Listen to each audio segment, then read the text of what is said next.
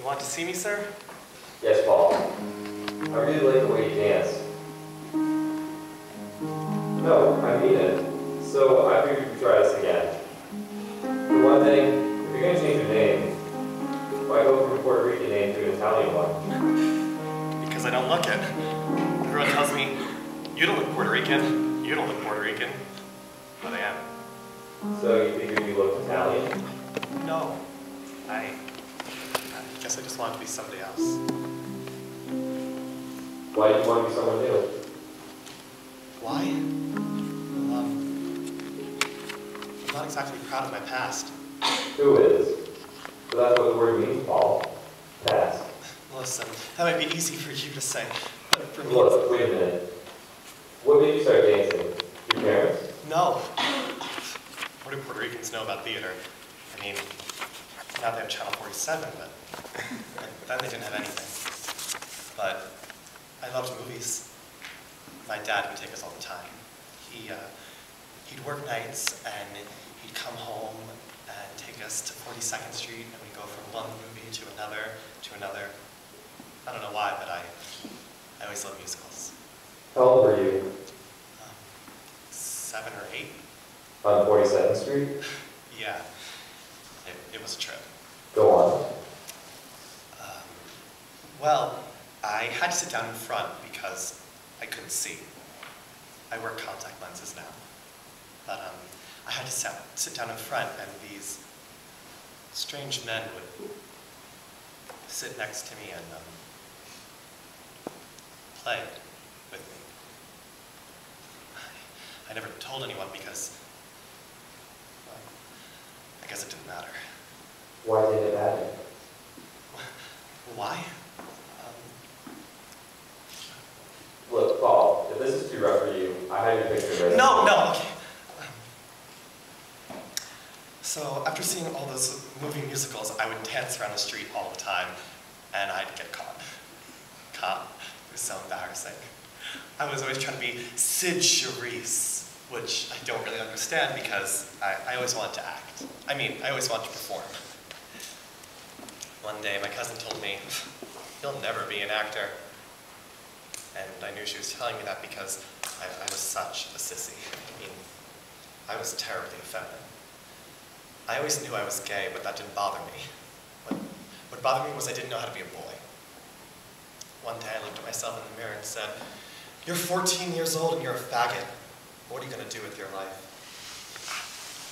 By that time, I was in Cardinal Hayes High School. There were 3,000 boys there. I had no protection. No homeroom where I could be smart and charming to the tough boys so they could fight my battles for me like I did when I went to small schools. I liked school, but after a while my grades got so bad. I mean, even if I knew the answer, I wouldn't raise my hand because I was afraid that everyone was going to laugh at me. They would whistle at me in the halls. It was awful. Just awful. So finally, I went down to the principal's office and I said, "I'm a homosexual." Well, at a Catholic high school at about 15, you didn't do that. So he said, "You want to see a psychologist?" So I did. And then he told me, "I think you're very well adjusted for your age, and I think you should drop out of school." So I did. But I didn't really want to. You see, when I dropped out of school, I was trying to find out who I was and how to be a man. You know, there are a lot of people in this world who don't know how to be men. And since then, I found out that I am one. I was looking for the wrong thing. I was looking for how to be butch. So I started hanging out around 72nd Street, meeting a lot of strange people, people like me. I just wanted to figure out what it was that I was. Then one day someone came to me and said they were having male dance auditions at the Jewel Box. You know, the drag show. After all these years of trying to be Sid Charisse, I had this fabulous extension. I mean, I could turn anything my first audition. So I did my routine, and they said, well, you are too short to be a boy. Do you want to be a pony? What's that? A girl. Well, what do I have to do? Show us your legs. But I have hair on my legs. Oh, that's fine. Go upstairs. So I went, and they hiked up my dungarees and put on a pair of nylon stockings. And heels. It was freaky. It was incredible.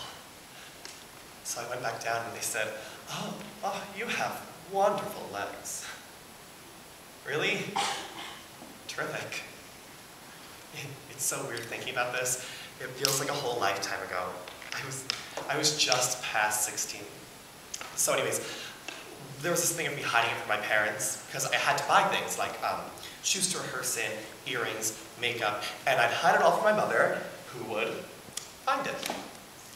I told her I was holding it for a girl on the show who didn't want her mother to know what she was doing. She believed me. So, I was in show business. It was the asshole of show business. But it was a job. Nothing to brag about. I had friends, but they were all ashamed of themselves and considered themselves freaks. I think it was the lack of dignity that got to me, so I quit. I muddled around for a little bit. I was an office boy, I was a waiter, but without a good education, you can't get a good job. So when the jewel box came calling, asking if I'd come back, I went. So we were up at the Apollo Theater doing 8 shows a week with a movie. It was really tacky, but the show was going to Chicago, and my parents were going to drop off my luggage. So I was going off this big oriental number, and I had this huge headdress on with chrysanthemums on either side and gold balls hanging everywhere. I looked like Anna Mae Wong. So I was going down the steps for the finale, and who should I be to see by the stage door? My parents. I freaked out. I didn't know what to do. I was panicking, and I suddenly thought to myself, I know, I'll just walk past them like everyone else, and they won't even notice me. So I took a breath and headed down the stairs. And just as I passed my mother, I heard her say, oh my God. Well, I died. But what could I do? I had to go on the finale, so I did, and after it was over, I went back up to my dressing room, and after I finished dressing and taking off all my makeup, I went back downstairs, and I saw my parents in front of all these.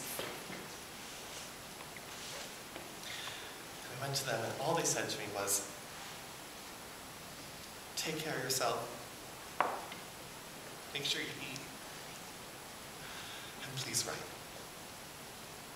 And then, right before my parents left, my father turned to the producer and he said, take care of my son. And that was the first time he ever